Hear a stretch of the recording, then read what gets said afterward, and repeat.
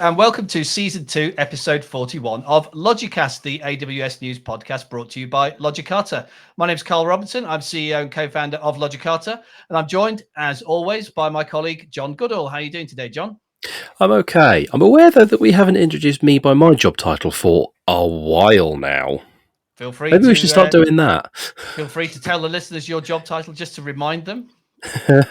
So if you haven't listened to the first episode ever, I'm lead cloud engineer at Logicata, but I like to call myself the lead cloud evangineer because I do all of this stuff as well as actual work. Not the engineeralist. That just sounds right. Evangineer sounds a bit slicker, I think. Well, yeah, maybe we can let you change it to that in the future. But we're also joined today by fellow AWS community builder Sumon Selim. So how are you doing today, Sumon? Yeah, I'm doing well. It's been really chilly and cold here, but otherwise it's going well.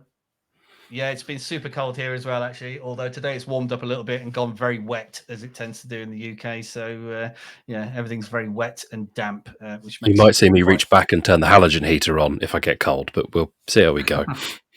Yeah, well, let's hope you don't burn the shed down, because we might have to restart the recording if you do.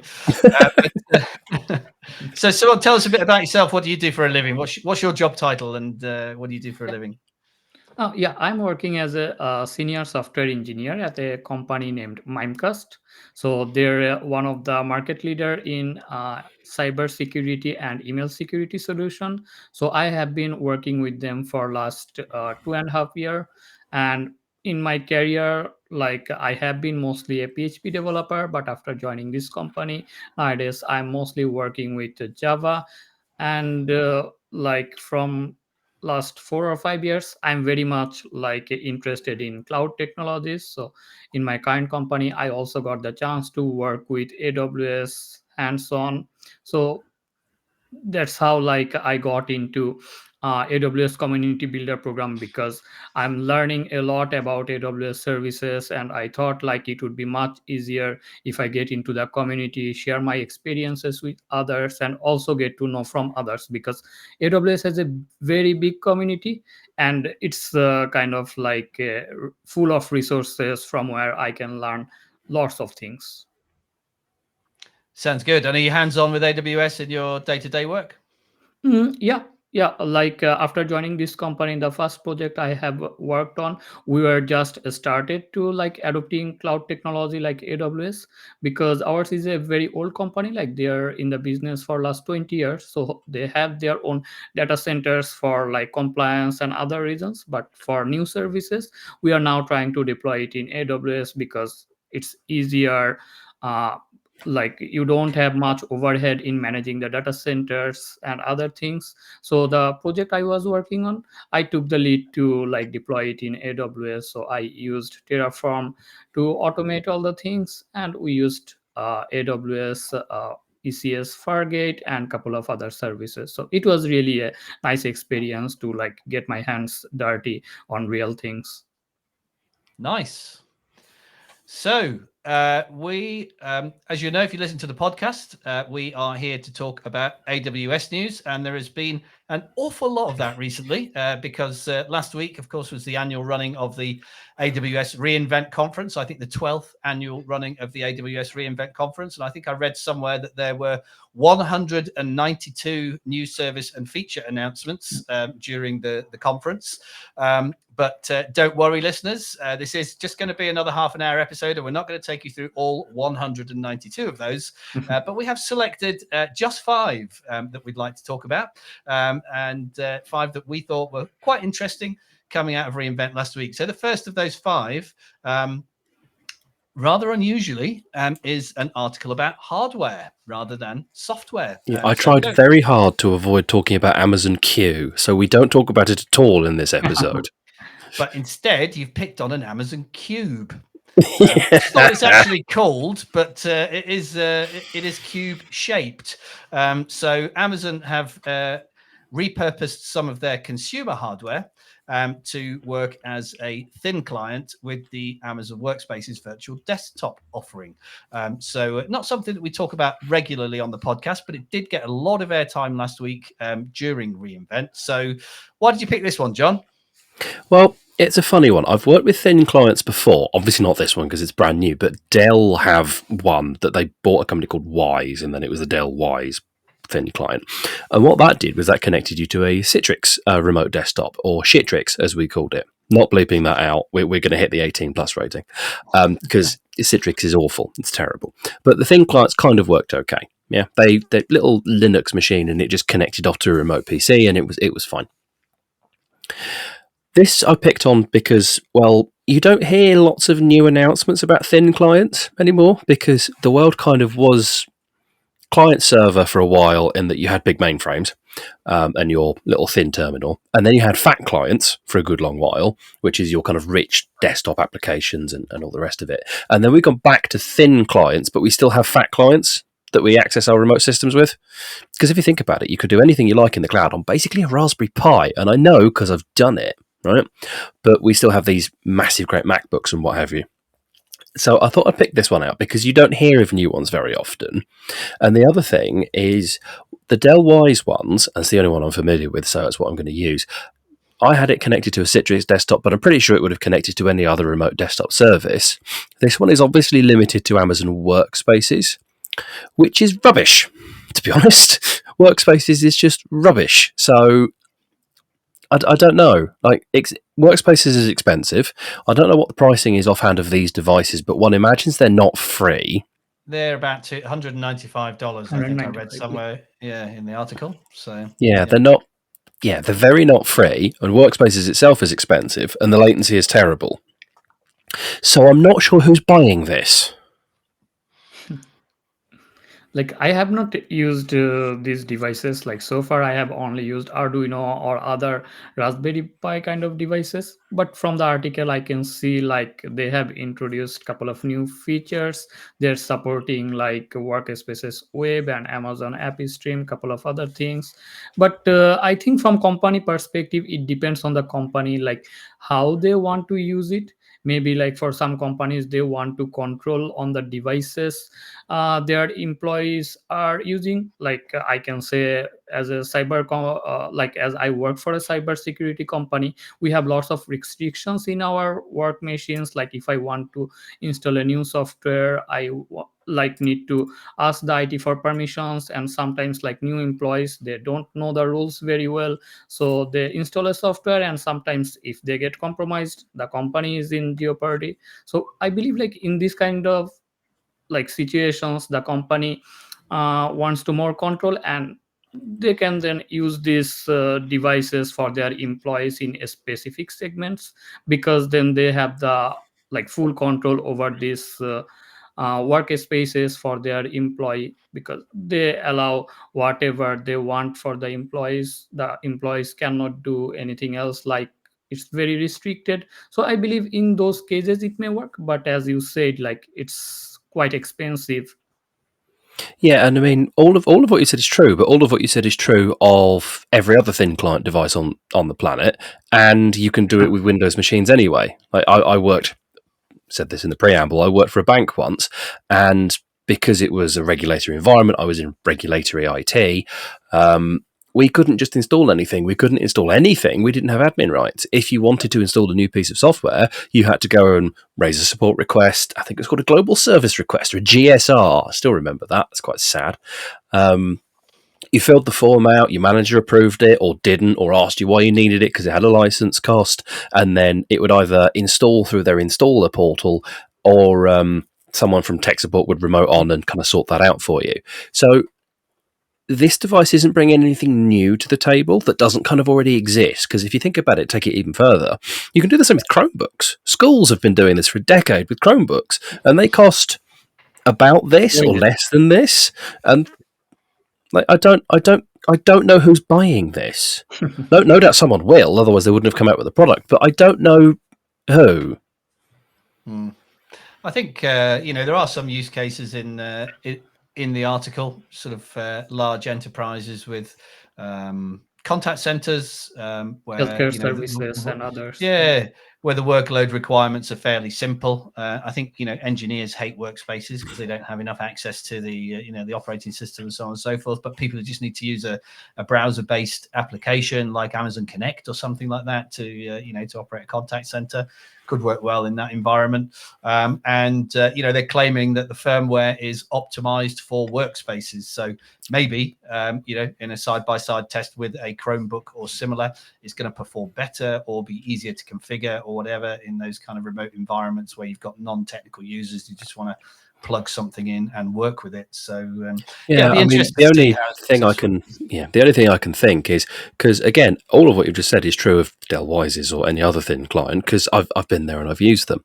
The only thing I can think is, and we've said this with other AWS services, not Amazon strictly, is vendor management. Because if they're already a vendor, you don't want to have to go to Dell and get them on the approved list and all the rest of it. Just spend all your money in one place. That's kind of the only thing that really seems to stick for me. And then, as you say, if they've optimized it to work with workspaces, then perhaps it will work better than a Raspberry Pi or a Chromebook or whatever. Yeah. But I can definitely see the use case for using thin clients in those remote work scenarios where perhaps you don't want to send out an expensive laptop and not get it back. Having been on the receiving end of that myself in the past, that's not getting my equipment back, not keeping the employer's equipment. I've never done that, of course. Mixed opinions there on the Amazon thin clients. Generally not bad, but yeah. It's like a vendor locked kind of thing, but I believe it's for Amazon, they can upsell to their existing customers, because like the customers who are like already with Amazon, they would like try to stick with Amazon and like buy something and then try to work with another vendor. So it seems maybe sometimes time consuming, or they don't want to do that. So they have maybe some existing market for it. Of course, it could be that somebody just messed up the Fire TV hardware order and they've got millions of them sitting on a shelf somewhere that they need to get rid of. So they've some engineer got Linux working on it and went, "Oh, we sell this." Yeah. Yeah, who knows? Anyway, let's move on from the Amazon Cube thin client into the world of step functions, which is more where we're normally discussing matters. So last week, AWS Step Functions announced support for HTTPS endpoints and a new TestState API. So I've got to admit, I'm not an expert on step functions myself. I think, John, you know more about it. I know a little bit more about it after our recent AWS Brighton user group, where Ben Smith from AWS talked us through some use cases for step functions. But obviously now it can do more stuff. So talk us through it. So, right. Step functions, up until now, you could call them from the AWS SDK, always mix them up, or from an endpoint, right? You could put API gateway in front of it, you could call it. And it integrated with 100 and something, 200 and something AWS services, right? Not all of them on day one, but they gradually increased the integration. And what you saw most commonly was people hooking them up to Lambdas, so you could orchestrate a sequence of Lambdas to kind of do stuff, get data from one place, fan out to process the data, that kind of thing. So you could distribute over enormous great data sets quite quickly. That's great. We like that. We like that a lot. However, it was limited in that you had limited options for testing. You had step functions locals a thing. You could run it in the console, run it in a dev environment, wrap it around something else, wrap something else around it. So you check the inputs, the outputs, and all that kind of thing. But that was kind of your lot. And if you did find a failure halfway through, you had to start right the way from the beginning again. And that was quite awkward. Also, it would only integrate with AWS services. Yes, that's quite powerful, and given that it would integrate with Lambda, Lambda can then integrate with anything else.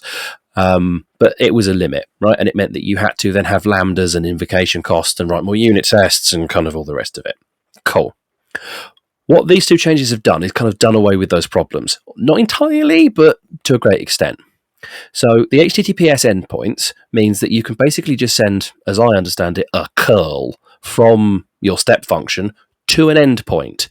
Brilliant. Thank Christ for that. It means that you don't have these kind of helper lambdas in the middle that just say, I have been called, I must get data, and then come back again. right? This basically cuts out the need for a whole chunk of lambdas that you previously would have had to have written in AN language and go through your various review processes twice, because you get your step function reviewed and your lambda reviewed. You kind of cut half of that out. That's brilliant, especially if all you're doing is talking to a pretty simple endpoint and just saying, a GET request from here, give me a lot of data out of my ERP, for argument's sake. That's great because it cuts out a dirty great helper lambda, which if you were doing something kind of, rather than just processing that data in said lambda, if you're doing something a bit more intelligent with it and using the power of step functions and putting directly in tables, in Dynamo and all the rest of it, you can cut a lot of code out, which we like. And that was a key thing from Ben's talk, was cutting code out of the process.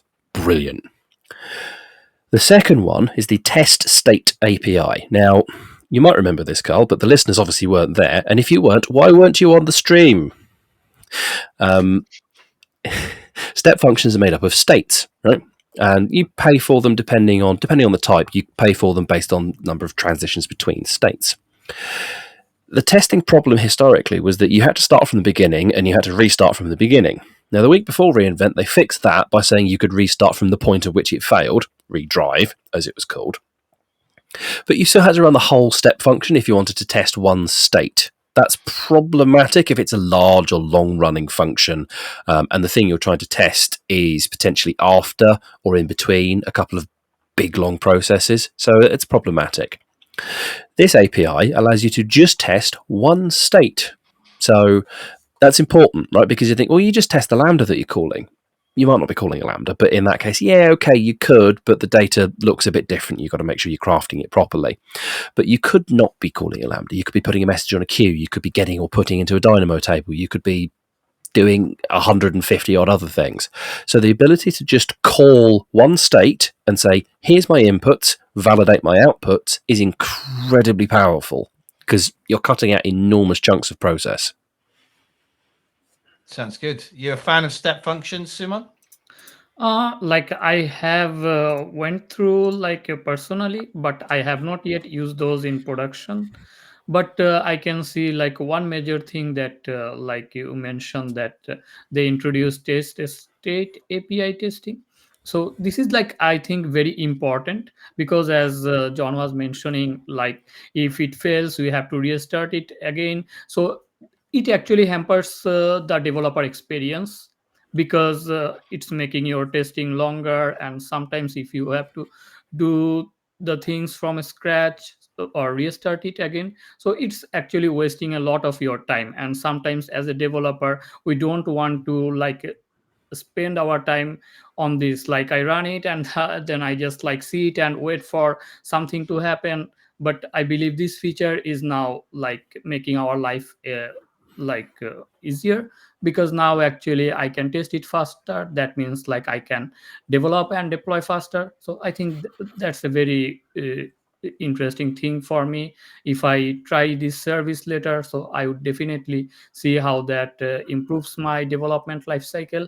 And the HTTPS endpoint thing, I think it's also like a major life-changing feature kind of thing, because I can now communicate with the outside world and any kind of services now. Because previously maybe I would need an extra layer or write code on my own to communicate with some other services, but now actually I can do it without any extra hassle. For example, like I'm developing an application and I need to communicate with Stripe for payment or invoice processing. Now I can do it right away without like writing or managing extra lambdas. It just would be a kind of like REST API call. So that I would say like these two features have been really great addition to step functions.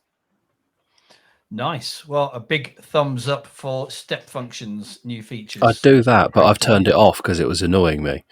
Oh, I've still got mine on, I think. Yeah, there we go. Yeah, it's a new default feature in the Apple webcam, which I really should turn off because it's fine on the podcast, but when that happens in customer meetings, it's a little bit unprofessional. So sorry if you're listening. You'll have to go and watch the YouTube stream to see what just happened. Anyway, let's move on to the third article for this week. And even I got excited about this one. So this is an article about a new automatic restore testing and validation feature now available in AWS Backup. And as we all know, backups are very important, but backups that actually work are even more important. And AWS have introduced a new automated way of testing the backups that you've made for most of the services that you're going to want to back up. So EBS, EC2, RDS, Aurora, EFS, DocumentDB, etc. So most of the places with where MongoDB compatibility. Get the name right. Get that all in, yeah. So most of the places that you're going to be storing data that you want to back up, you can now run automated backup restore tests. So Sumon, you can go first this time. What do you think about this one? I'm really excited and would love this service, because like there has been situation before that I have the backup files. I know like it's all right, I'm taking the backups, but it happened that when I tried to restore this, I saw like the backup file was corrupted, or sometimes it was not like restored the way I would want. So I believe like it's a very useful feature for things like that, that now I can test and make sure that my backup or snapshot is exactly the way I would want it to be, and it would make like things consistent and give me more confidence that okay, I know like the backups that been there, it will or surely gonna work. Yeah, and I think one of the things I liked about it was, in addition to the fact that it's going to work, it gives you some data around the RPO as well, so you actually know how long it's going to take.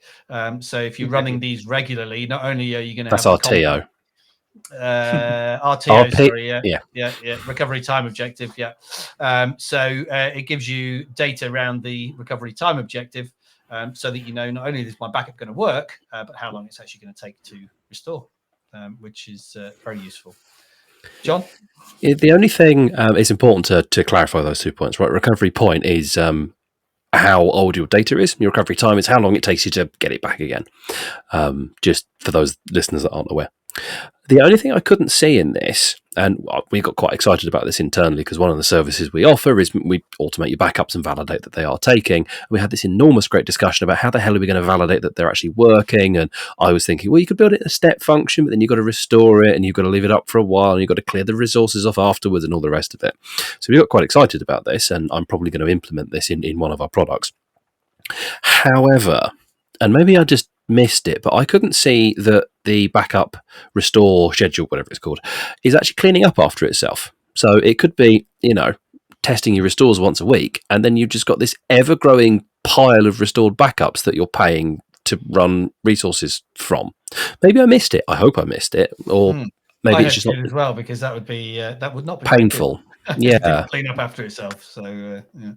I think there should be like features to like maybe set a retention period or something like that, so that it cleans up like automatically. But not sure. Yeah, I would think so. But like I say, I didn't see it. Okay. Yeah, maybe it requires a more in-depth look. But no, there it is. Yeah, retention period before cleanup. Yeah, delete immediately or retain for a specific number of hours. So yeah, it can be done. Phew. It's just it wasn't written in the text, and I was skimming the text. It was in one of the screenshots with the arty-farty kind of we've torn this out of a newspaper sort of look. And every time I see them, my brain just goes, ugh. I quite like them, actually. I want the tool that does that. There must be a tool that does that automatically with AI, I'm sure. We're not talking about AI this week, but I had to mention it at least once. So it's been in every episode for about 5 weeks now. Yeah, this is the only episode where there is no AI, but I just had to say AI anyway. Anyway, moving on then. Well, we love the automated backup restore testing, and we can see that we actually have a use case for that in our business as well with our managed services customers. So, and to be honest, everyone that's running backups in AWS Backup should do this, because as Sumon said, and as everyone that works in tech knows and probably has a horror story for, your backups are only as recent as the last one you've tested. Yeah. There is a cost associated with doing it, of course, but check the pricing page for that. I think it's something like $1.50 per test plus the storage that you need to do it. Something. And the thing that's running after you is created, one assumes. Yeah. Anyway, let's move on to the fourth article this week, and this is more serverless stuff. So this one is a new ElastiCache serverless service for Redis and Memcached, which was announced last week. So now you can configure your Redis and Memcached caches without having to worry about the size of your instances and the number of instances in the cluster. So is this a good thing, guys? It's not serverless. It's called serverless. It's not serverless. Most things that are serverless are not serverless. I get really uppity about this, and I said it in the talk that I gave a little while ago, but I get really uppity about this. You have to pay for the cluster to exist on a per hour basis. That's not serverless. The whole tenet of serverless is scale to zero. That's a core feature, as far as I'm concerned. It's a core feature, right? If it doesn't scale to zero, it isn't serverless. It's a managed service. So that bomb thrown out there. Apart from that, no complaints. It's kind of expensive, though. Is it? Yeah. I've seen some sort of noise from serverless heroes and things saying it's a bit pricey. It's a bit spendy. Maybe aimed at the higher end of the market. Yeah, maybe. I think what they're doing, and there's definitely, again, use cases within kind of some of our customer base for this, is what they're doing is they're charging you for taking away all the nasty rubbish, I think, and just kind of baking that into the hourly charging model. Because you can skim through all the performance and all the rest of it. That's not that interesting. The things to know at the bottom, upgrading engine versions. Historically, that would require either a really performant cluster that you've got lots of reader and writer nodes and you kind of bring them down one at a time and it takes ages and you've got this really big cluster. Or if you've got a little cluster, you have to have downtime. You don't need downtime anymore. It just deals with it because it will just handle it for you. Brilliant. That's worth paying for in and of its own right. And then it talks about performance and security, and they're all important and stuff, but it's the upgrades by itself and the patching by itself that is worth paying for. Even if this is called serverless but isn't serverless, it's worth paying for just for that, in my opinion.